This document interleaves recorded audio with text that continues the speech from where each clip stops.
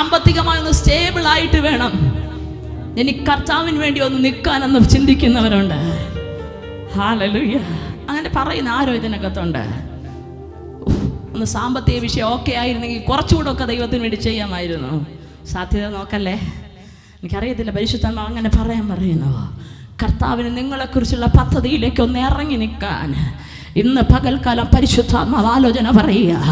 ഒരു കാല് നിങ്ങൾ കർത്താവിന് വേണ്ടി മുൻപോട്ടെടുത്ത് വെക്കാൻ തയ്യാറാണെങ്കിൽ നിനക്ക് വേണ്ടിയുള്ള വഴികളെ സ്വർഗം തുറക്കാൻ പോവുക. അമ്മേ, പ്രവാചകൻ പറയുമ്പോൾ ഇവര് നോക്കുക, കാറ്റെന്തിനാ? മഴ കൊണ്ടുവരാനാ കാറ്റ്. വെള്ളത്തിന് വേണ്ടി കാറ്റെന്തിനാ? നമ്മൾ പറയത്തില്ലേ, ഒരു നല്ല മഴ വരിക, നന്നായിട്ട് കാർമേഘം വന്നു കറുത്തിരുണ്ട് കിടക്കുക, അപ്പോഴുണ്ട് അസാധ്യമായ കാറ്റ്. നമ്മളാണെങ്കിൽ ഈ വെയിൽ സമയത്ത് ഒരു മഴയ്ക്ക് വേണ്ടി ഇങ്ങനെ വേഴാമ്പൽ കാത്തിരിക്കുന്നത് പോലെ കാത്തിരിക്കുമായിരിക്കും.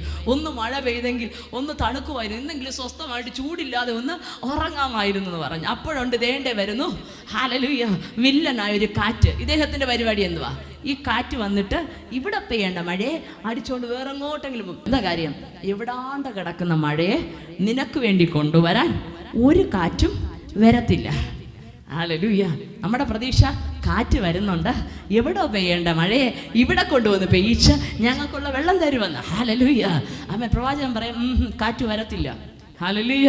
പിന്നെ മഴയും വരത്തില്ല. ഇത് രണ്ടും മഴയുടെ പ്രധാന സ്രോതസ്. അല്ല, മരുഭൂമിക്കകത്ത് മഴ എവിടെ നിന്ന് വരാനാ?